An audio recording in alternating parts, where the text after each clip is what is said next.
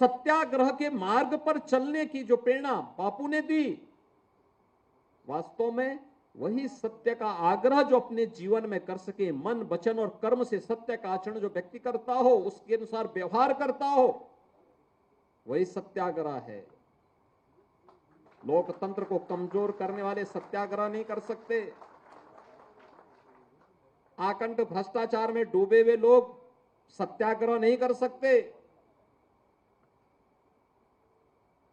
मौन जीवों की बात तो दूर, मनुष्य के प्रति भी जिनकी संवेदना न हो, वह सत्याग्रह भी नहीं कर सकते। देश को जातिवाद, क्षेत्रवाद, भाषावाद और तमाम वादों में बांटने वाले भी सत्याग्रह नहीं कर सकते। अपने देश की निंदा करने वाला कभी सत्याग्रह नहीं कर सकता।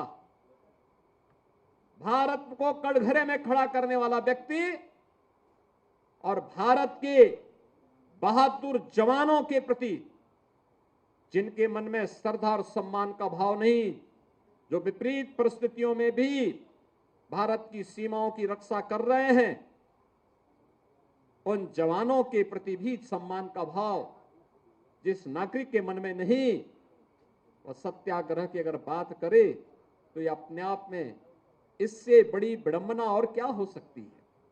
मैंने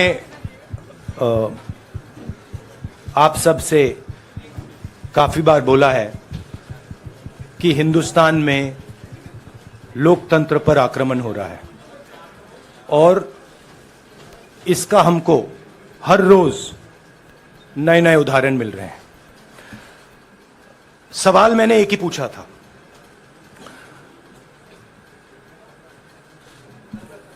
फाउंडेशन पे जाता हूं,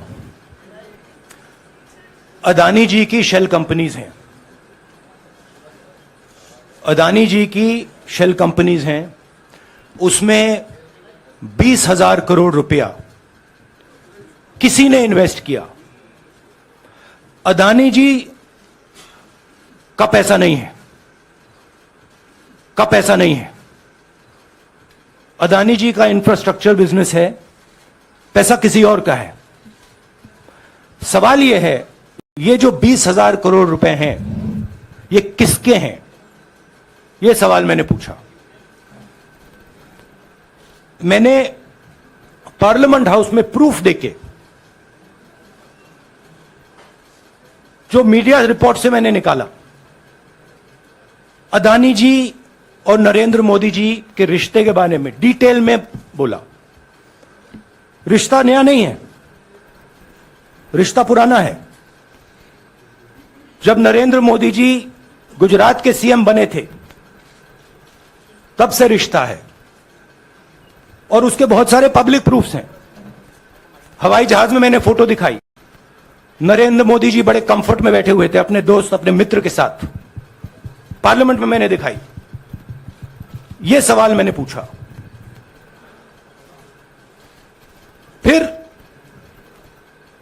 मेरी स्पीच को एक्सपंज किया गया।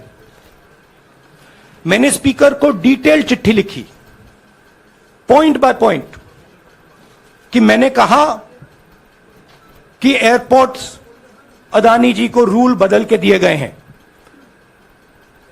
ये लीजिए रूल की कॉपी, उसको बदला गया है।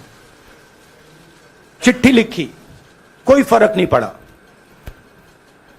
फिर मेरे बारे में मंत्रियों ने पार्लियामेंट में झूठ बोला कि मैंने विदेशी ताकतों से मदद मांगी। मैंने ऐसी कोई बात नहीं की है। मैंने कहा स्पीकर से, मैंने जाके कहा, स्पीकर सर, पार्लियामेंट का नियम है कि अगर किसी मेंबर पर कोई एक्यूजेशन लगाता है तो उस मेंबर को जवाब देने का हक होता है। मैंने एक चिट्ठी लिखी, उस चिट्ठी का जवाब नहीं आया। दूसरी चिट्ठी लिखी, उस चिट्ठी का जवाब नहीं आया। फिर मैं स्पीकर के चेंबर में गया। मैंने स्पीकर सर से कहा, स्पीकर सर, ये कानून है, ये रूल है इन्होंने झूठा आरोप लगाया है। मुझे आप बोलने क्यों नहीं दे रहे हैं? स्पीकर सर मुस्कुराते हैं, कहते मैं नहीं कर सकता।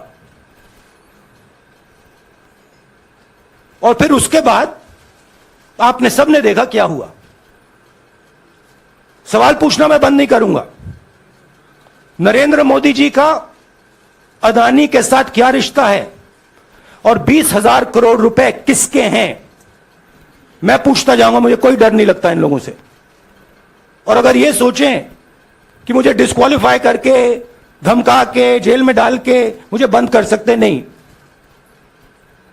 मेरी वो हिस्ट्री नहीं है। मैं हिंदुस्तान के लोकतंत्र के लिए लड़ रहा हूं और मैं हिंदुस्तान के लोकतंत्र के लिए लड़ता रहूंगा। किसी चीज से नहीं डरता हूं, यह सच्चाई है।